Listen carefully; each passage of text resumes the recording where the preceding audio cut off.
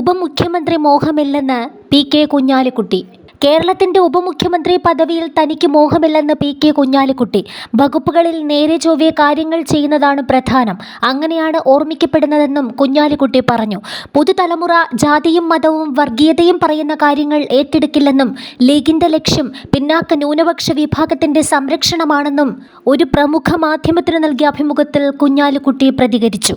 ഇത്തവണ മത്സരിക്കുന്ന എല്ലാ സീറ്റുകളിലും ലീഗിന് വിജയമുണ്ടാകുമെന്നും ചേലക്കര, പേരാമ്പ്ര, കൂത്തുപറമ്പ് പോലുള്ള ഇടതുപക്ഷത്തിന് മേൽക്കൈയുണ്ടെന്ന് കരുതിയ സീറ്റുകളിൽ പോലും മികച്ച പ്രതികരണമാണ് ലീഗിന് ലഭിക്കുന്നതെന്നും കുഞ്ഞാലിക്കുട്ടി പറഞ്ഞു.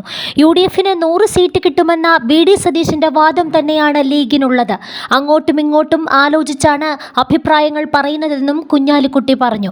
മുണ്ടക്കൈ പുനരധിവാസ പദ്ധതിയുടെ കാര്യത്തിൽ സർക്കാർ പരാജയപ്പെട്ടതായും അദ്ദേഹം വിമർശനമുന്നയിച്ചു.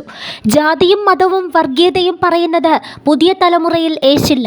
മുസ്ലിം ലീഗിന്റെ പേര് പരമ്പരാഗതമായി വന്നതാണ്.